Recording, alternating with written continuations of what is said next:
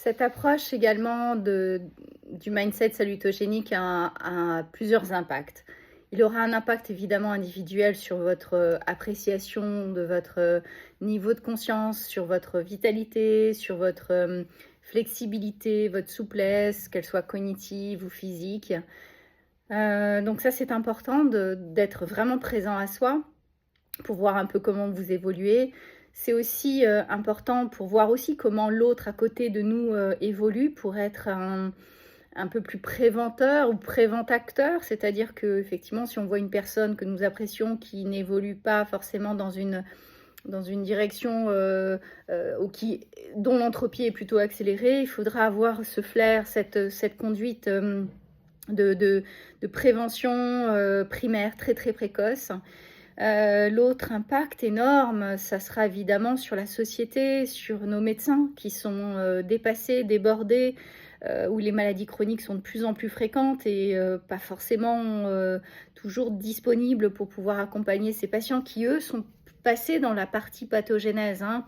Donc la salutogénèse est utile à ce moment-là, effectivement, mais ça demande beaucoup plus d'efforts pour les médecins, pour les équipes soignantes. Donc je suis très engagée dans la santé des soignants et je tiens effectivement à contribuer à ma façon, dans la partie promotion de la santé, à limiter au maximum cet afflux de patients qui va vieillir, qui va être de plus en plus dépendant, un peu plus sédentaire, et l'intelligence artificielle interroge aussi sur le niveau cognitif, donc cette curiosité qu'on est censé entretenir.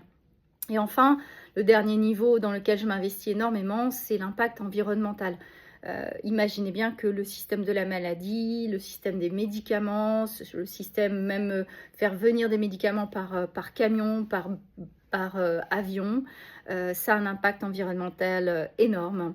La maladie coûte cher, la maladie pollue, et on a beau mettre beaucoup de moyens pour essayer de contrecarrer ce système, je reste persuadée que plus on s'engagera dans la partie très en amont, c'est-à-dire promotion de la santé, dans une vision, on va dire un mindset, une posture, une forme d'art de vivre salutogénique, plus on aura un impact conséquentiel sur tous ces systèmes derrière. Donc mon engagement, il est vraiment à plusieurs niveaux. Je suis soignante, je suis engagée dans la médecine préventive, mais la médecine en général, et je tiens à contribuer à ma façon.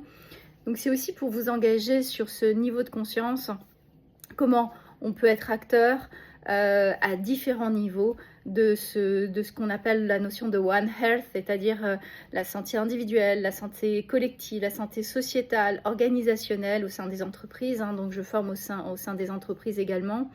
Et puis cet impact environnemental, je crois que ça passe vraiment par la notion d'engagement, d'empowerment et de prise de conscience. Je travaille sur le concept que j'ai modélisé, que j'ai appelé la salutoconscience. C'est ce que je développe beaucoup plus amplement en formation.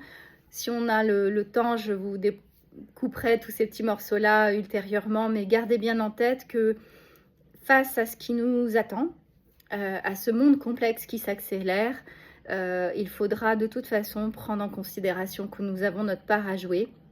Et c'est maintenant, pour nous, pour nos seniors et pour les générations qui suivent. À bientôt!